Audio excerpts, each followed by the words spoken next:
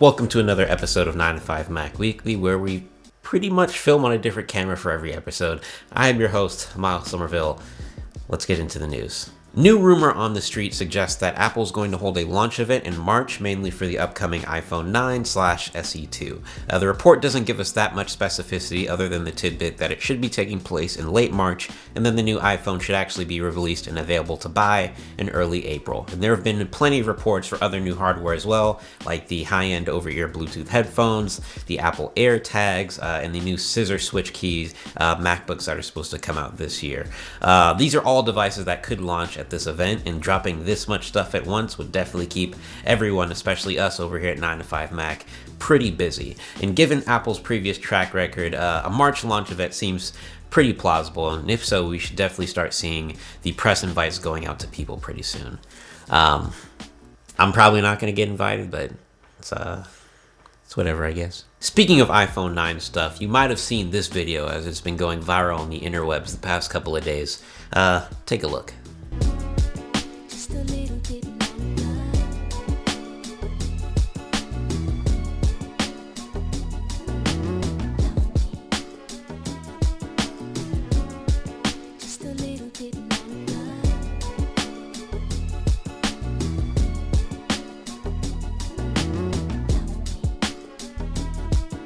Yeah, so in case you couldn't already tell, this is not real at all. Apparently there's a guy out there who actually makes fake housings for iPhones, and someone thought they could pull a fast one. But when actually looking at the video and the phone itself, I personally really like the way the device looks. He did a pretty good job. I know so many people out there want that OG iPhone 5 body style back, and I think this is a decent middle ground between the two. It allows the phone to have much flatter sides, and I think this works well for this device because it's aluminum. I'm not sure how it would work on stainless steel, but regardless, don't buy this, but it would actually be cool if the real deal looked like that.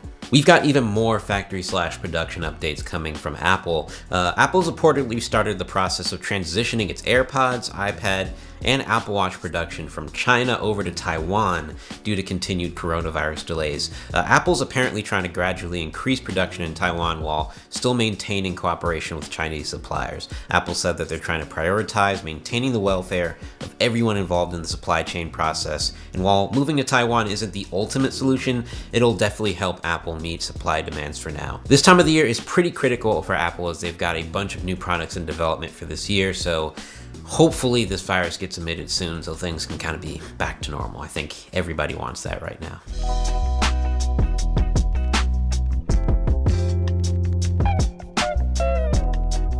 Hey guys, this is my desk flex. Starting off with the desk itself, it's a Matrix sit stand desk. As you can see, it's not electric, it's just manual. Moving on to the front portion of the desk here, we have the trusty and faithful Logitech MX Master 2S. Moving on to the left, this does look like a Apple keyboard, but it's not. I was running low on cash and had to make some budget cuts somewhere. Moving on to the left, and something I wasn't willing to make a budget cut on, is the Apple Magic Trackpad 2. I have the Google Home Mini, the trusty tech YouTuber Fake Plant, a Qi wireless charger, just some kind of generic brand, another budget cut, and on that I charge my Apple AirPods.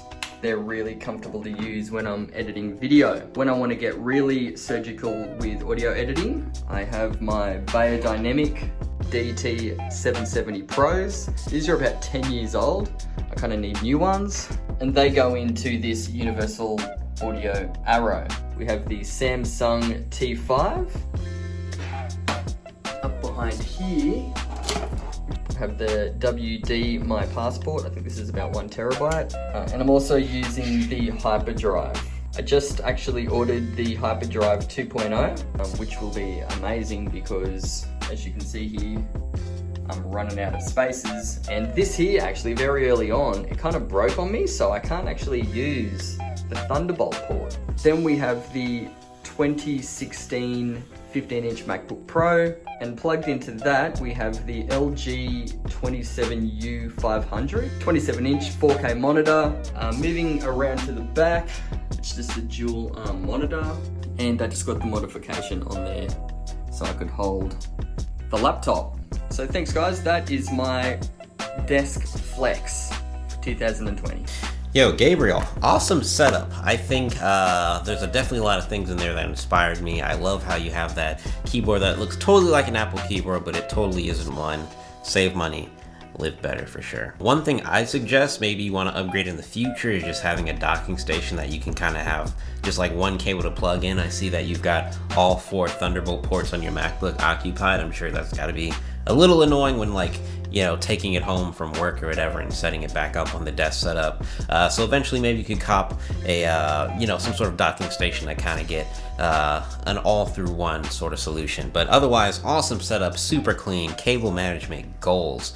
Honestly, it's a really nice video editing setup. I'm a little jealous. This is a really interesting story.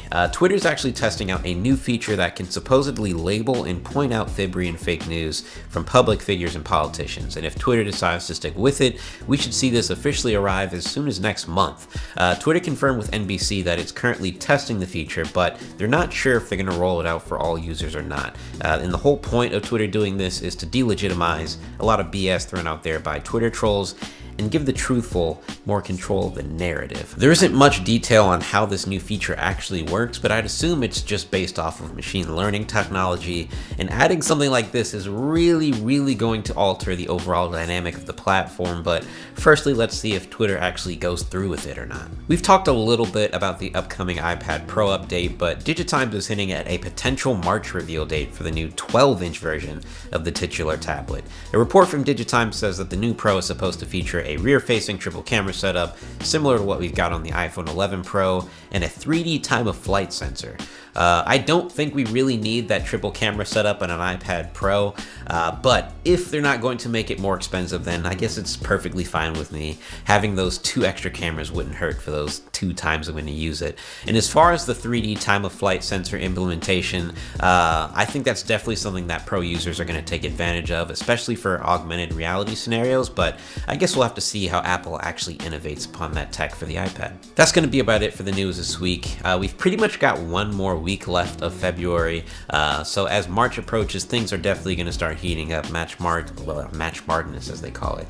March Madness as they call it is slowly approaching, especially on the Apple side of things, so we'll definitely keep you updated. So make sure to subscribe if you enjoyed, hit that thumbs up button, and comment if you have any feedback. Thanks for watching, and I'll talk to you guys in the next one.